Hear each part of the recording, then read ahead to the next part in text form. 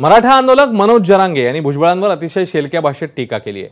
भुजबळांची सुरक्षा वाढवण्यावर जरांगेंना प्रश्न विचारण्यात आला, त्यावर आम्ही भुजबळाकडे ढुंकूनही बघणार नाही, तो रस्त्यावर खुर्ची टाकून बसला तरी कोणी लक्ष देणार नाही असं म्हणत त्यांनी एका शेलक्या वाक्प्रचाराचा उपयोग केलाय। तर नितेश राणे यांच्यावरही कठोर शब्दात त्यांनी टीकास्त्र सोडलं।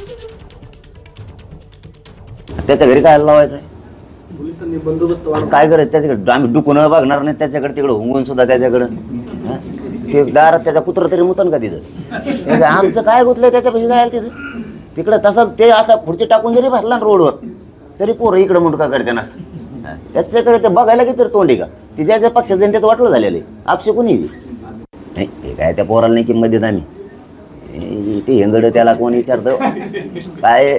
मी निलेश साहेबाला 3-4 वेळेस सांगितलं आणि आज सुद्धा सांगतो की मी राणे परिवाराचा सन्मान करतो, तुमचं काही ना काहीतरी योगदान आहे, वय मोठं आहे, त्यांना समजून सांगा, त्यांना समजून सांगा की मी त्यांचा सन्मान करतोय, मी त्यांना एक शब्दही बोललेलो नाही, तुम्ही बळच कसं काय बोलता मला, आणि बळच बोलल्यावर मी कसं काय सोडी। एबीपी माझा, उघडा डोळे बघा नीट।